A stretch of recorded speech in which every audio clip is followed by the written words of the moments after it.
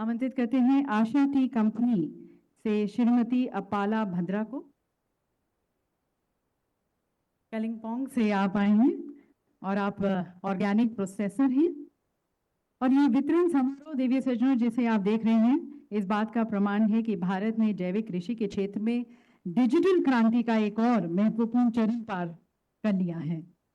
बहुत बहुत शुभकामनाएं। कावेरी জৈবিক চা বাগান হিসেবে জাতীয় স্তরে স্বীকৃতি অর্জন করল কালিম্পং জেলার মিশন হিল বাগান। সম্প্রতি নয়াদিল্লিতে কেন্দ্রীয় সরকারের একটি অনুষ্ঠানে মিশন হিল চা বাগানের কর্তৃপক্ষকে জৈবিক চা বাগানের শংসাপত্র প্রদান করা হয়েছে। ভারতের বিভিন্ন রাজ্যের মধ্যে মোট 5টি উৎপাদনকারী প্রতিষ্ঠানকে এই শংসাপত্র প্রদান করা হয়। হিমাচল প্রদেশ, গুজরাট সহ পশ্চিমবঙ্গের কালিম্পং জেলার নাম জুড়ে গেল সেই তালিকায়। আশা টি কোম্পানি প্রাইভেট লিমিটেডের অধীনে পরিচালিত এই মিশন হিল চা বাগানটি এখন থেকে জৈবিক পদ্ধতিতে চা প্রক্রিয়াকরণের দিকে দ্বিগুণ জোর দিয়েছে বাগান কর্তৃপক্ষ।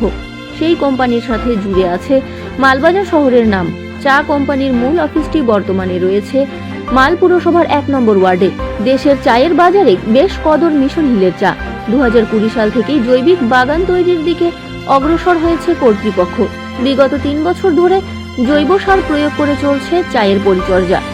স্বনিয়ন্ত্রিত সংস্থা অ্যাপিডার মাধ্যমে 3 বছরের নজরদারি ছিল বাগানে। চা গাছের কাণ্ড, মূল, পাতার নমুনা সংগ্রহ করে পাঠানো হয়েছে কেন্দ্রীয় পরীক্ষাগারে। সমীক্ষা হয়েছে চা প্রক্রিয়াকরণের প্রতিটি বিভাগে। সবশেষে বাগানের পূর্ণাঙ্গ সমীক্ষা হয় গত বছরের অক্টোবরে।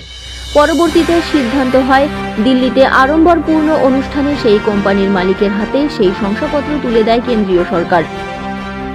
অর্গানিক চা পাতাকে বিশ্বের দরবারে পৌঁছে দেওয়ার জন্য জানুয়ারির 9 তারিখ ভারত সরকারের শিল্প বাণিজ্য মন্ত্রকের অধীনে ন্যাশনাল প্রোগ্রাম ফর অর্গানিক প্রোডাকশনের শংসাপত্র দেওয়া হয় মিশন হিল চা বাগানের কর্তৃপক্ষ আশা টি কোম্পানিকে। কোম্পানির তরফে ডিরেক্টর অপলা ভদ্র রায় কেন্দ্রীয় মন্ত্রী পীযূষ গোয়েলের হাত থেকে শংসাপত্রটি গ্রহণ করেন। এটা হচ্ছে অর্গানিক টি প্রোডাকশনের সার্টিফিকেট। অর্গানিক টি প্রোডাকশনের দুটো সার্টিফিকেট হয়, একটা হচ্ছে প্রোডাকশন আর একটা প্রসেসিং।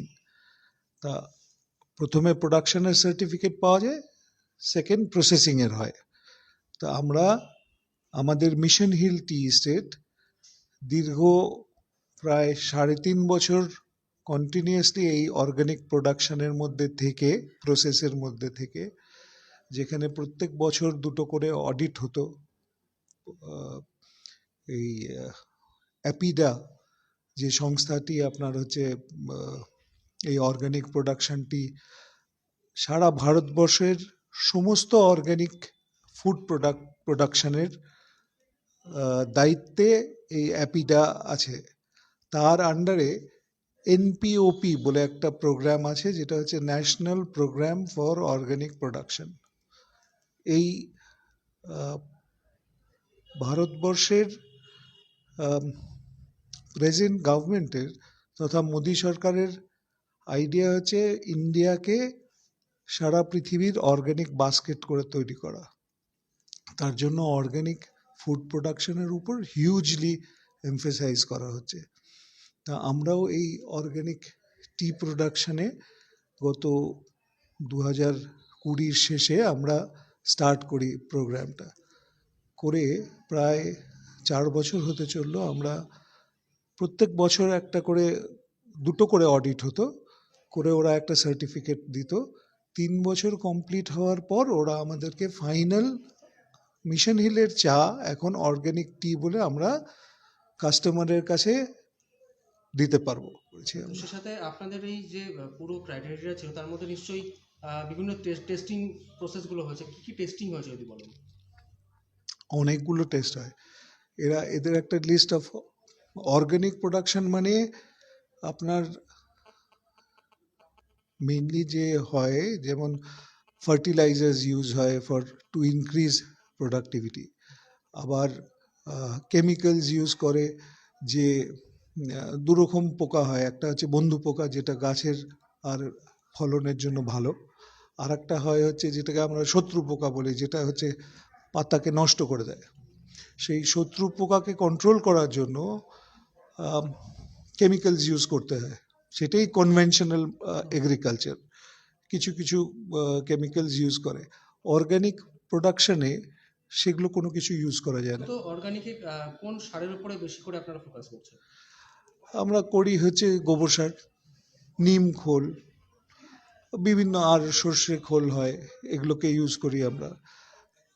আর্থওয়ার্ম একটা বড় রোল প্লে করে এর মধ্যে। কেঁচো দিয়ে ভার্মি কম্পোস্ট তৈরি করে সেই ভার্মি কম্পোস্ট ইউজ করা হয়। অর্গানিক প্রোডাকশন বলে যে সার্টিফাই করে, সেই সার্টিফিকেটটা তখনই ইস্যু করে, এই 3 বছর টাইম গ্যাপটা দেয়, কারণ মনে করে যে চায়ের ক্ষেত্রে যে কেমিক্যালসগুলো কনভেনশনালি ইউজ করা হয় তার ট্রেসেস 3 বছর অবধি থাকে। সেক্ষেত্রে মানে এক্সপোর্টের ক্ষেত্রেও আপনার ডেফিনেটলি বিভিন্ন সুবিধা হবে। এক্সপোর্টের ক্ষেত্রে তো